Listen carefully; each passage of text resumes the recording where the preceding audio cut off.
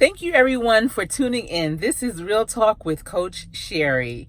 This channel is about workforce development, resume writing, interview skills, and career pathing. I am a workforce development specialist and I welcome all the new subscribers as well as people who are just tuning in for the first time.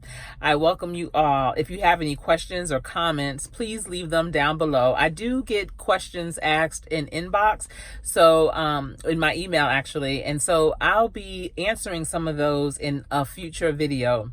So if you have questions about maybe your resume, how to format it, things to put on your resume, to take off your resume, how to update your resume, or specific questions on preparing for a job, what to do, how to apply, how to prepare for an interview, or even if you're looking for a new career, different types of ways that you can do that.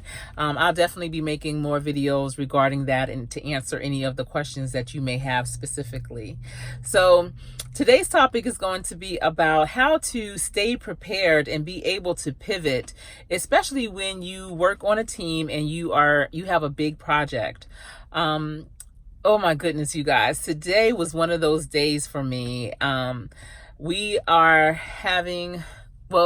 have started 49 new interns and they are amazing. I am so excited for them. There's actually a span of 44 years between the oldest and the youngest. And as you all may know, this is the first time in our history, in our country's history, that there are 5 different generations working in the workforce at the same time. So there are so many different age groups, is so diverse in that way, in addition to being diverse with cultures and things of that nature. So it's really interesting to see all of them in one room doing the types of training that we're doing. Right now, we're doing soft skills training, things like customer service, things that are essential for their success. Next week is going to be all fundamental skills, dealing with branding and code switching, how to handle feedback, communication, teamwork, just so many different things. Well, today there was a challenge with the schedule and the coordinator didn't plan the day out full, and there were 4 extra hours. And so another colleague of mine and I looked at each other and were like, we have to do something.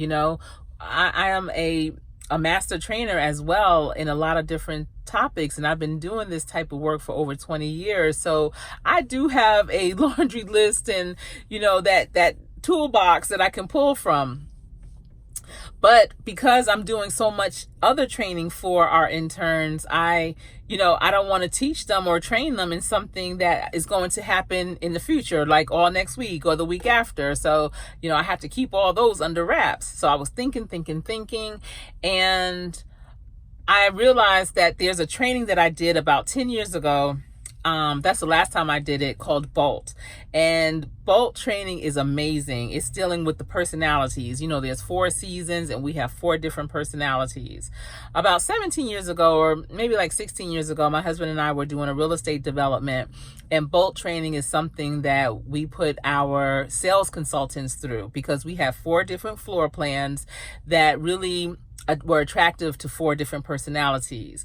So in order to have a better success rate on selling the properties, when they were able to identify the customer when they came in the door, they were able to direct them to the floor plan and the model home that was best associated with their personality. And that really resulted in about a 95% success rate of all customers that were looking to purchase a home in our community, because they saw homes that spoke to them, that attracted them, that really fit their personalities. It wasn't all this, oh, let me see that one again, or let me see this one again. Typically it was one and done. They would take them to that one floor plan that really was designed for their personality, and they always fell in love. It was a beautiful thing to see.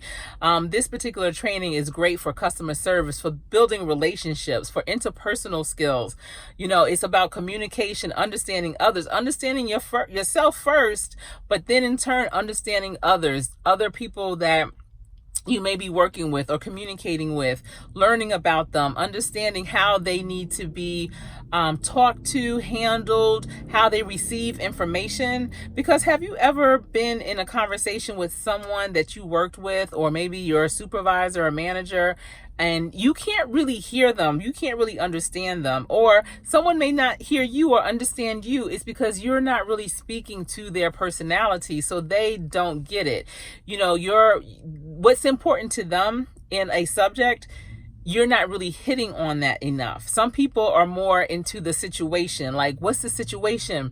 They really want to get into that. Some people are more task oriented. They want to know what's the task. Some people are more into the actions that it took to get through that situation. And then some people, the results are most important. So when you understand the person that you're speaking with and their personality, their style, you're able to communicate much more effectively and efficiently to them. And you will find that you'll be more productive. Your team will be more productive. But I'm here to tell you, I had not trained on that in about 10 years. So it was about 11 o'clock and I was already getting ready to go back to my office when I realized that was a training I was going to have to roll out. I went back to my office, pulled something together, created a PowerPoint and an interactive handout, all in, I want to say, about an hour and a half it took me to do that, and went back to the location and trained them for 2 hours on that topic. And it was wonderful. I can't believe it. That is proof that transferable skills are real. Meaning, once you get a skill, once you have that knowledge, once you are proficient in it with the subject matter or whatever it is, no matter how much time went by, you can still do it. So that's why when I create a resume, I say you can't have your jobs that are more than 10 years on your resume because they're outdated in terms of the years, so we're in 2019 right now. So anything before 2009 really shouldn't be on your resume. But you can still talk about the skills that you acquired in those positions. I don't care if it was 30 years ago, because you're bringing them with you. That's the one thing no one can ever take from you is your skill set. Be it your soft skills, hard skills, technical skills, whatever. They can never take those away from you because they're part of you. It's like innate. You may have to, you might be rusty at first getting back on that bicycle, but you can still ride. And when you do, it comes back to you. And that's how it was today. It was like, okay, I haven't trained on this in about 10 years. First of all, what is it? What is the topic? What is the subject? What is it all about? Oh yeah, that's right. I created the PowerPoint, made an assessment for them to take along with it, with a rating system, and then created the interactive handout so that they can capture some notes from the training. And it was like, yeah, that's it. I'm going to tell you, though, I was not prepared. I had to pivot and do that. That's why I call this video pivoting, but I probably won't name it that. I'm going to name it something else. Maybe something dealing with transferable skills. I don't know.